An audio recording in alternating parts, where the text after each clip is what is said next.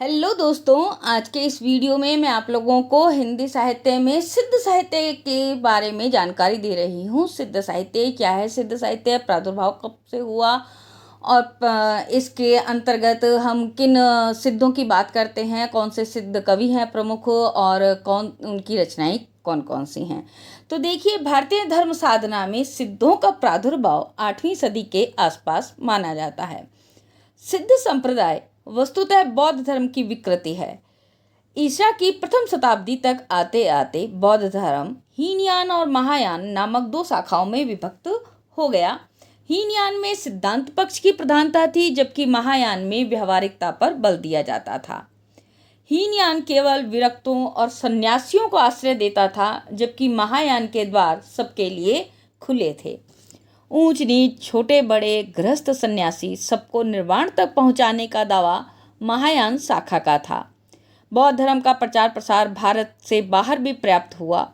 तिब्बत और नेपाल में यह धर्म शैव मत से प्रभावित हुआ और जन सामान्य को आकर्षित करने के लिए इसमें तंत्र, मंत्र एवं अभिचार का समावेश हो गया। परिणामतः इसकी मूल दिशा बदल गई और त्याग, तपस्या एवं संयम का स्थान भोग विलास ने ले लिया। साधक मंत्र जप की ओर उन्मुख हो गए और इस प्रकार महायान ही मंत्रयान बन गया। आगे चलकर इस मंत्रयान के दो भाग हुए, व्रजयान और सहजयान। इनमें से व्रजयानी ही सिद्ध कहलाए। ये मंत्र जप से सिद्धि की आकांक्षा करते थे। अब हम बात करते हैं तो सिद्धों की संख्या कितनी बताई गई है? 84। इनका समय जो बताया गया है 797 ईस्वी से 1257 ईस्वी तक का समय माना जाता है। ये सिद्ध अपने नाम के पीछे पा जोड़ते थे, जैसे लुईपा, सरहपा, सबरपा, कणहपा आदि। सिद्ध प्राय अशिक्षित एवं हीन जातियों में से थे, जो तुच्छ समझी जाती थी, जो हीन समझी जाती थी, उन जातियों में से सिद्ध थे। इन्होंने स्त्री सेवन को अपनी साधना का अंग बना लिया था और इस प्रकार धर्म तथा आध्यात्म की आड़ में नारी का भोग भी किया। सिद्ध साहित्य अर्धमागधी अपभ्रंश भाषा में लिखा गया है।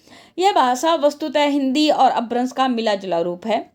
सिद्धों की रचनाएं मूलतः उपदेश परक, नीति परक एवं रहस्य परक हैं। इनकी कविता में शांत और श्रृंगार रस की प्रधानता।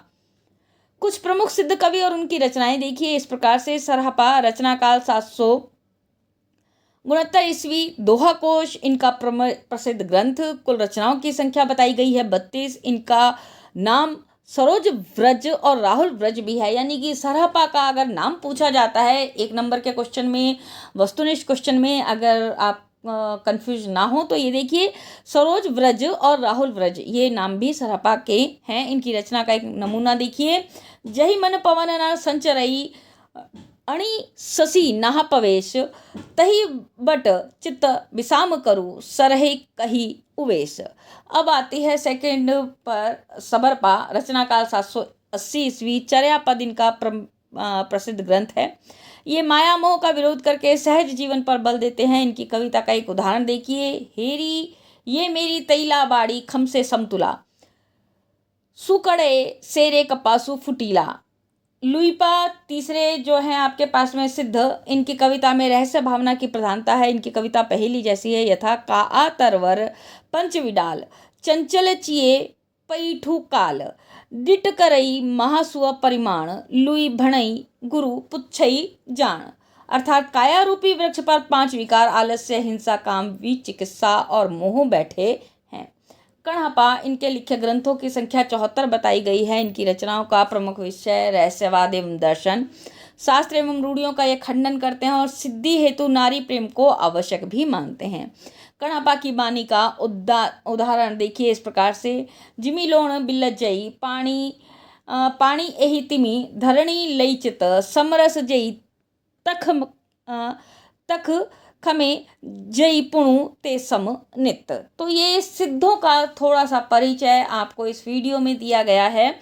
सिद्ध साहित्य के बारे में, सिद्धों की जानकारी के बारे में, प्रादुर्भाव के बारे में, सिद्ध साहित्य की जो प्रमुख प्रवृत्ति हैं वह मैं दूसरे वीडियो में लेकर के आऊँगी।